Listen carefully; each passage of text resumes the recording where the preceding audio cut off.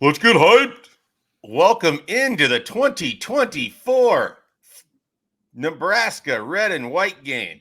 I didn't know how I was going to finish anything after 2024. I could have just left it there. I could have just said, welcome into the 2024, and we could have just stayed there forever. But spring game this weekend, first Hype Cast of the year. The Hype Cast notoriously started in 2017. Nothing bad has happened since the Hype Cast has joined the rotation of podcasts that we do here with Husker247. And so we want to get you hyped for the red and white game, the first appearance of expected starter Dylan Raiola. I almost called him Donovan Raiola. I'm having a great morning here. This is going to be a good podcast. You're going to listen to this and you're going to never be more hyped. I can't even talk. You're never going to be more hyped for this game on Saturday than after you listen to this podcast. I promise you that. Or you're going to be so hyped to turn this off, you can't be more excited than when we get to the end. All right, I'm joined by Brian Christopherson, Michael Bruntz. I'm going to stop talking for a bit. Bruntz, what are you excited about for Saturday? All of it. I'm ready for some hype. I'm ready. I'm ready. This is like you mentioned the first hype cast. This is like the ceremonial first drive at Augusta. You're like, this is Gary Player just knocking into the woods. Knocking by the Bryson DeChambeau porta potty. That's where I'm at right now. Yeah, but we're just gonna get up there and knock it 150 yards down the fairway, and everybody's gonna clap. So I'm excited for this is probably, I would say, towards the top of my most anticipated spring games in the last 15 years. Ooh. Wow. Okay, we're gonna have to dive into that. Why is it ranked so highly? I've heard it's going to be vanilla from the head coach himself.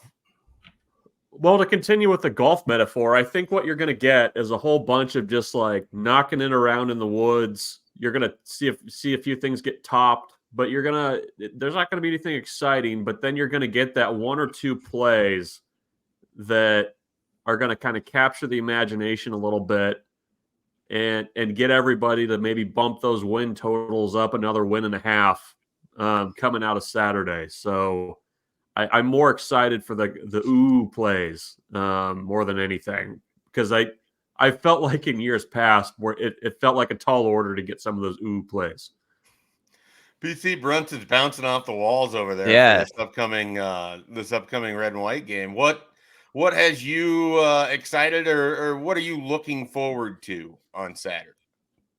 I mean, the QBs first and foremost, but I'll venture elsewhere. There's some new players that intrigue.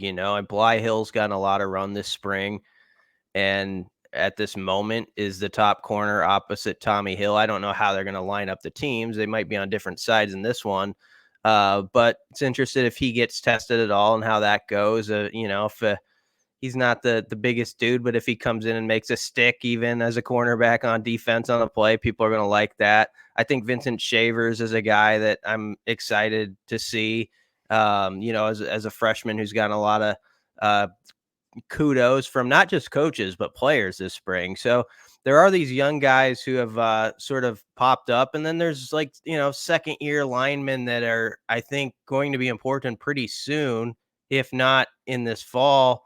For depth pieces, you're talking about your Gunnar Gatulas, your Sam Sledges, guys like those. I'm kind of drawn to those first and second year players, I would say.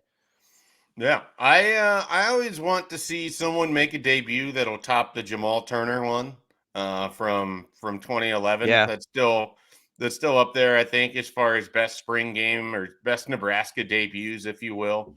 The game that he had in 2011. We'll see if someone can do that. We'll see if Dylan can do that, or Ja'Cory Barney, or any of these people that will be making their first impressions on Nebraska fans on Saturday. All right, let's dive into it. As always, we start on the offensive side of the ball. I will ask these guys a few questions. We'll get you prepared there. We'll jump over to defense, maybe some special teams, and yes, of course, we are going to have predictions, because what would the spring game be without an oddly specific prediction? And then we'll do a score prediction, even though, admittedly, we don't know the format for this game. It could be offense versus defense. It could be red versus white. It could be ones versus twos. It could be ones versus ones. We have no idea. So we're going to make predictions anyways, and you're going to enjoy it. All right, Bruntz, we'll just get it out of the way. quarterbacks, what do you reasonably expect to see on Saturday? Yeah, it's hard because it's Thursday morning. We haven't heard from Matt Rule yet on kind of what the format's going to be. I'm anticipating that the quarterbacks are not going to be particularly live in terms of. You don't think anyone's getting blown up on Saturday?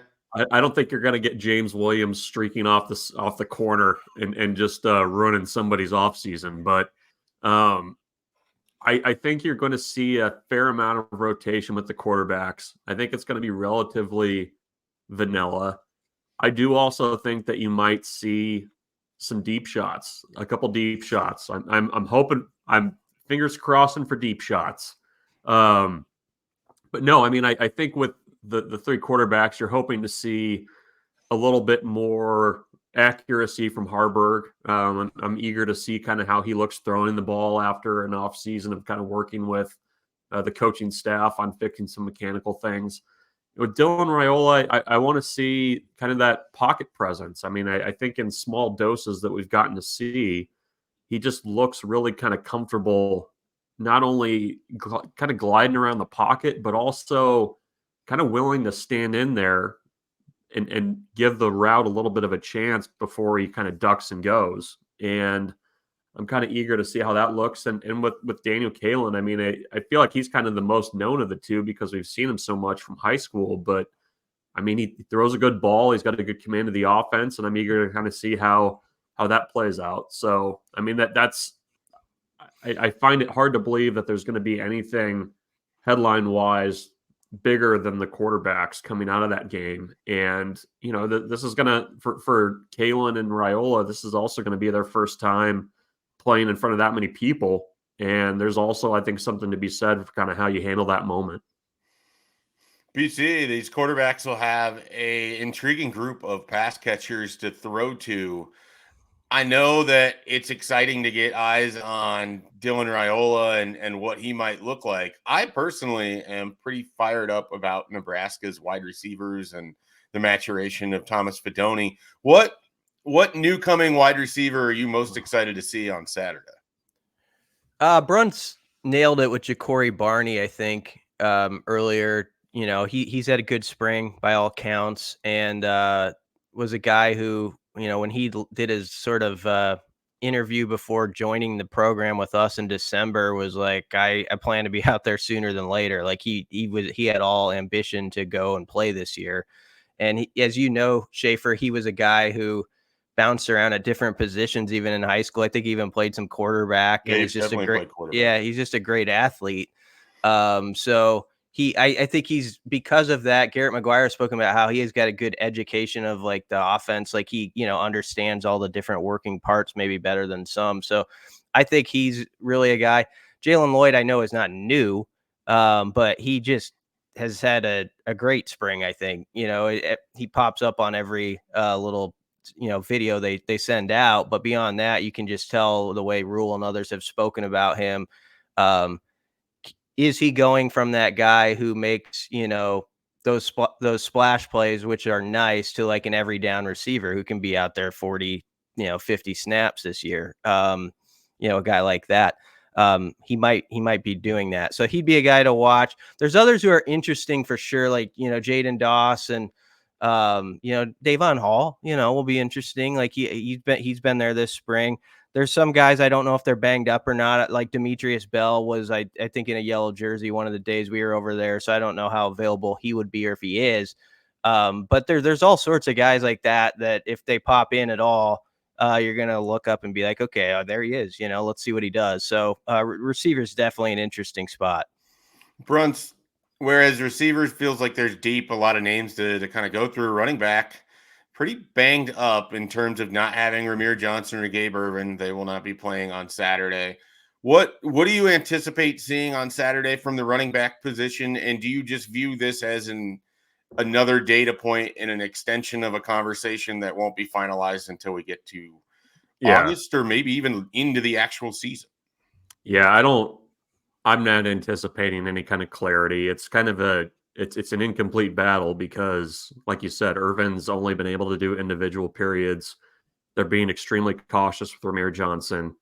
Yeah, we'll see what Dante Dowdell and Quentin Ives give. I mean, this is going to be the first extended look at both of those guys. And it's tough sometimes because you're mixing and matching offensive line personnel in front of them and all that stuff. But, I mean, you'll at least get a sense of running style. I mean, if one of those guys breaks a nice run or something like that, I think people will kind of file that one away for the fall when you're kind of making that pecking order. And you know, I think your question, I think, was right, where we might not even know after the UTEP game what that actual rotation is going to look like. I mean, it could be completely different by the time you get to Big Ten play. I mean, certainly injury plays a part in that, but I mean, you kind of don't know what you have until the lights go on. I think in the fall, rules said as much, and I think running back's probably the position where that's most the case on the offense. BC, you kind of mentioned this earlier, talking second-year offensive linemen.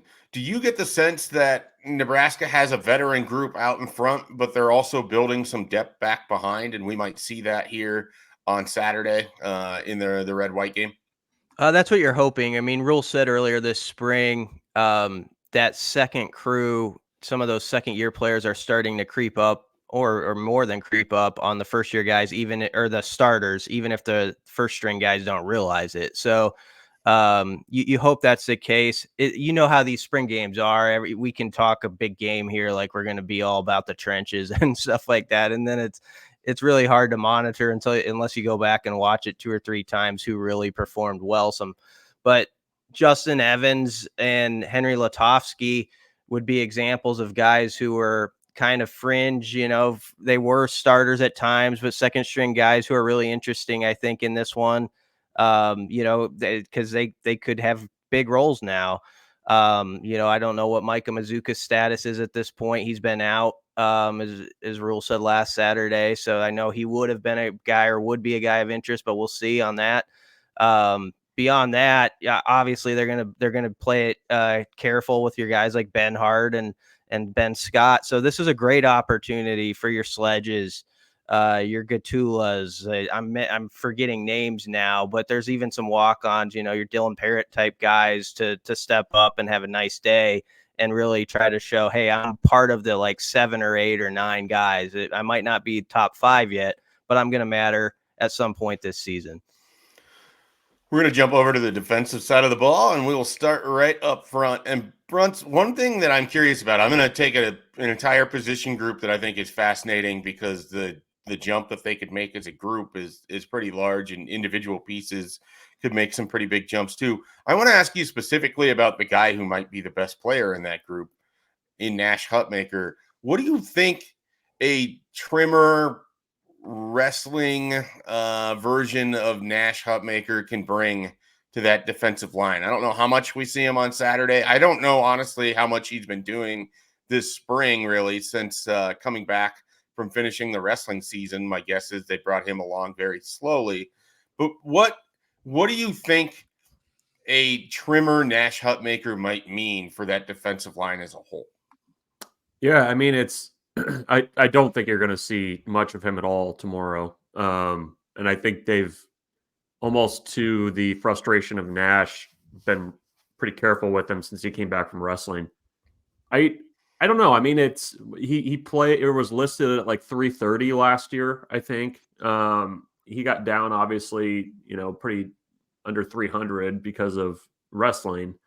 He said, didn't he say, Brian, he wants to get to like 315? That's kind of the target goal for him this year. I mean, maybe it helps him a little bit with just the quickness piece of it. I mean, he looked plenty quick at times last year, to my very amateur eye. But I mean, I think if you have just a little bit of extra quickness, maybe that helps you get after the quarterback a little bit more rather than just kind of pushing the pile in certain situations. I don't know. I mean, I feel like the weight question is part of it, but he feels very poised for that like next level jump. And he kind of made the Damian Daniels leap last year, where he went from like rotational guy to this is a guy that, you know, opposing offensive coordinators highlight in pre-game meetings. And then it's okay, now what do you do for the next thing? And I mean, I think that's kind of the value for some of these guys. Ty Robinson, I'd probably put in this category too, of these guys that have extra years who have an opportunity to really kind of cash in on that in terms of their development. And I'm eager to kind of see what that looks like with another year with this coaching staff. But no, I think Nash has the potential to really be like an all Big Ten first team type player. I think that's kind of what his ceiling can be. And, maybe the extra bit of quickness helps with the sack numbers, or maybe you use him maybe a little bit differently in certain passing. I don't know. I think it just opens a lot of variables for the defense that are likely all good. BC, we spent a lot of time this spring talking about the second level and what the competition there looks like. Where are things kind of at, as far as you know, with the middle linebacker position as we head into this red-white game? Well, John Bullock, is a front runner, I would say. It sounds like his second year of having made that adjustment from safety to backer. Last year was like the fun part of like, oh, he made that move and now he's playing, and that's pretty sweet. But now it's what can you do with it? Where can you take that from there? And it sounds like he's playing faster and all that. So I think he's kind of a leader there. I think Javen Wright, is going to fit in the linebacker equation and be very important. Mekhi Bear, obviously. That where it gets interesting is sort of like after that, who sort of joins that party. And Vincent Shavers is definitely a guy to watch. And I think it's legit that he could, force his way into some action by the fall. So he's probably the one I'm watching the most in this spring game. But it's a big time for a guy like Mekhi Bear. Like, he was a guy who had a great story last season to get on the field when, a year ago at this time, we would have been asking like, is he ever going to play in this program? Well, he did. Now, where does that go? And it's sort of the same for John Bullock. So I think both those guys, that's a position group where even though you have veterans in Bear and Bullock, they have really interesting stories because they haven't played a lot. This is just their second year to really try to do something. So like, what does that look like and how good can that be? And I mean, kind of connecting, I'm not saying they have the guys there to be this, but when you asked about Nash, I'm thinking about Nash and Ty and some of these guys in the NFL draft going on this weekend. Nebraska needs those guys to become like first team, second team Big Ten players up front and set the table for these backers in the second level. I mean, they've got to make that move. And to make that move, Nebraska is going to have to win like 8 games so you can get those votes. So it all kind of feeds together. But hopefully these guys can feed in the second level. The defense can feed off those veterans in front of them that are going to create some good tackle opportunities, I would think. We will finish up with defense here with defensive back. Bruntz, one name that I think people have forgotten is not with the program anymore and played a huge role last year is Omar Brown. How do you see Nebraska replacing Omar Brown at safety? They've got a lot of bodies, but where do you see that position ultimately kind of landing as we get into the spring game here, and then we'll go into the fall? Yeah, it's a tough question because that's a position where it's a little bit incomplete too. I mean, I feel like Deshaun Singleton's going to have something to say there, and he really hasn't been doing anything this spring. And that maybe that's a position that's been kind of overlooked in some ways too. I mean, you've got Omar Brown leaving. Phelan Sanford's loss is actually going to be felt a little bit too, I think, in some ways, because he was at least a guy that you could always rely on. I think he played pretty good football towards the end of the season for the most part, but it's time for guys like Kobe Bretz, that type of group where, somebody needs to step up and win that job. And, Nebraska's got options for sure, but, somebody's going to need to kind of step up and fill that leadership void. I mean, that's why in some ways having Isaac Gifford back is so key, just because it helps a lot with kind of getting things lined up back there. And he's a guy that's played multiple positions in the defense that can kind of help. But yeah, I mean, that might be a group that maybe we're not talking enough about as a potential kind of position battle that maybe we should be. I think I've been probably more focused on like guard and that extra corner spot than anything. BC, A real simple question here. Will they let Tristan Alvano attempt a 60-yard field goal on Saturday? Not 60, but I bet he gets one from like 52 yarder, and I bet he makes it. Yeah, priming these oddly specific predictions. I like it. Yeah, I'm kind of getting you ready for that. It's hard to say with we did talk to Tristan and Buscini earlier this spring, and the thing I will say about Tristan, like, he's unwavering in his confidence. Like, last year didn't shake him at all. He's that type of guy. He believes he's gotten his routine down, I think, a little bit better, and he's on the same page with Ed Foley. They kind of both know. I think Ed Foley has a better understanding of what Alvano wants to accomplish, and they're working well through former Husker kickers too, to like Chris Brown and Alex Henry and Brett Maher. All these guys are having input or insights that can help him this offseason. So we'll see what the results are, but I know he's a guy who's he has that same confidence he did a year ago at this time when he was coming out of West Side. That really came out of him. So he expects to make kicks, and I think he's going to move on from last year. He already has, it seems like. Tristan Alvano has confidence and expects to make kicks. The Husker247 trio has confidence and expects to make oddly specific picks. Bruntz, we're starting with you. Give me your oddly specific prediction for the 2024 spring game. Brian, are you going to do anything with Alvano? Because I was gonna do kickers. Go ahead. Okay. I think Tristan Alvano has kind of a bounce back day. I think it's going to be just looking at the weather, it seems like it's going to be a decent day to kick in Memorial Stadium. I think he's going to knock 3 field goals through in this one. And I think people are going to leave probably feeling a little bit better about Nebraska's potential with the red zone offense. But I think he knocks through a 26-yarder. I mean, something that, kind of a gimme. Then I think he's going to back it up a little bit. I think he's probably going to hit one from about 42. And let's say right before halftime, Nebraska's making a little drive. The drive stalls out, and he knocks through a 52-yarder with a little bit of room to spare, and sends Nebraska fans into the halftime break with a little bit of buzz. So everybody's excited to make that drug-free pledge. They still do that, right? I'm not sure. Not sure. Okay. Well, in the past, they would have had a little bit of buzz about the drug-free pledge. They might still, but we'll see. So 3 field goals, the longest being 52 yards. A little bit of buzz about the drug-free pledge. Yeah. Let's see what you're doing there, Bruntz. Yeah. What are you trying to say, Bruntz? Nothing. BC, give us your prediction. Riley Van Poppel is going to net 2 quote-unquote sacks, where one of them might be debatable by the offense, whether it was actually would have been a sack in a game or not, but he's going to have 2 sacks.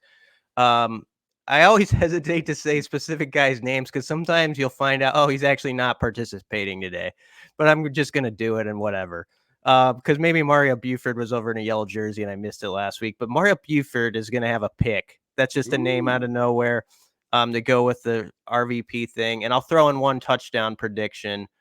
People saw the Raiola Jalen Lloyd connection in the video on Saturday. I think they'd be remiss if they didn't pair those 2 together a little bit and see what can happen. I think there's going to be a 53-yard touchdown connection and some sort of kind of planned celebration by the offense afterward. Hopefully something more original. I saw Michigan did the thing with the bowling, guys bowling. It's like, come on. It's like, so come up with something we haven't seen if you're going to do that at all. But a 53-yard touchdown from Raiola to Jalen Lloyd. All right. Well, we'll be waiting to see what the touchdown celebration is so we can break that down on next week's podcast for sure. That might not be the rule way. That might not be the rule way. It wouldn't be the rule way. Yeah, I could be wrong on that. He sounds like an anti-bat flip guy, which is a little disappointing to me. Hand the ball to the official. That's your celebration.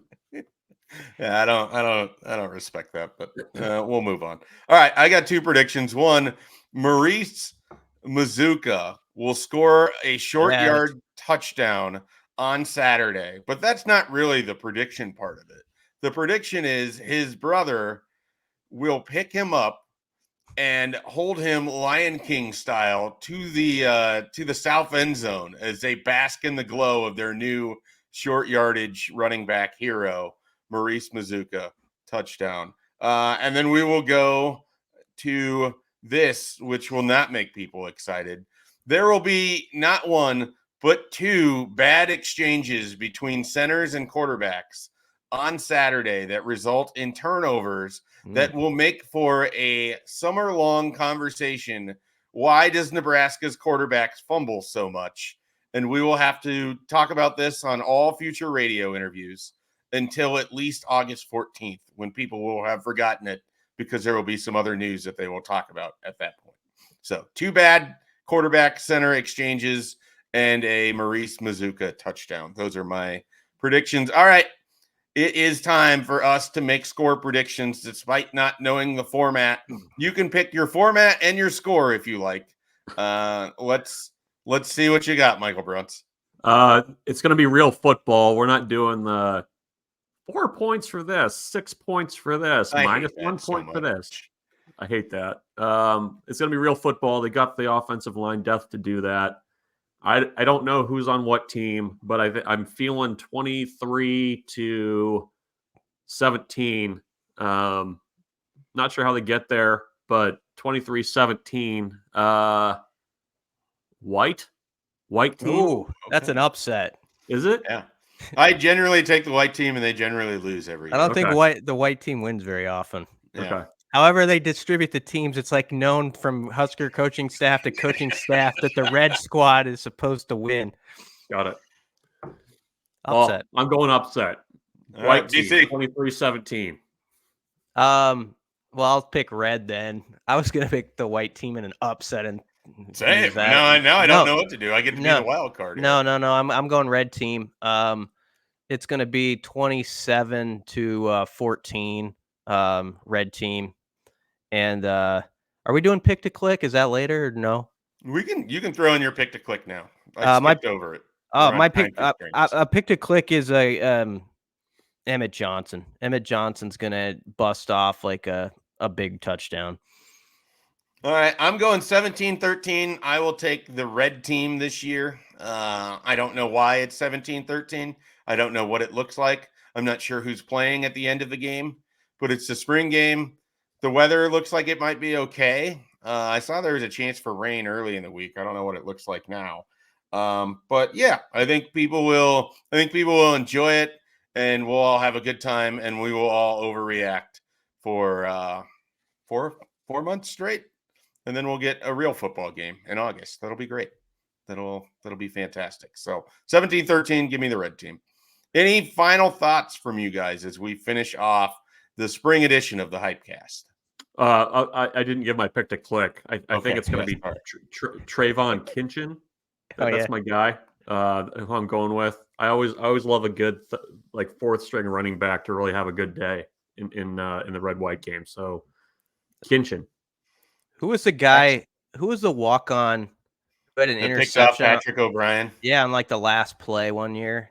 Remember that? I remember. Was it Kyle Datson? It was. And did I make that name up? Is that a real name? I know Patrick O'Brien threw the pick. He did throw the pick. Who did you say? We've finished every podcast for the spring like this. Kyle Datson is not a real name. I don't know where that came from. Kyle Datson's like some imaginary player you had on your Cleveland Guardians teams or something. I think you're thinking of a Nissan truck. That's a Datsun. It was Kyle Kassoon. It's Kyle Kassoon, yeah. Yeah. Did he have the interception though? Yeah. He had the pick in the corner, picked off Patrick O'Brien, and the rest is history. Any credit for that? Patrick. What's that? You got us there. Yeah. You kind of led us to the road. I don't know why Datsun just sounds like it should have been the name though. Yeah. Someone who's a longtime listener is going to say we've had this exact same conversation. I said Kyle Datson last time, and we're all just living in a circular simulation. That's what we're going to find out. I always get him confused with, is it Tanner's Lat or the guy? It was. Now we got Tanner Fiat. Yeah. All right. Anyway, Well, that's our hype cast. We hope you are sufficiently hyped. We hope that we provided you good coverage of the spring here as it comes to the close. There will be plenty of coverage of this spring game at Husker247.com. Of course, everything going on in the game. We're going to have plenty of recruiting coverage. Nebraska has 7 official visitors. You can find out more about those guys on the website right now. There's going to be a lot of unofficial visitors. It's just going to be a lot of recruiting coverage. And then the calendar gets to May, and Nebraska has official visits in May. They will have official visits in June. It will be busy. They'll be out on the road. They'll be getting their evaluation recruiting in as well. And of course, all of that coverage can always be found at Husker247.com. So check out everything we got going on. We'll be back with more Husker 24/7 podcasts next week.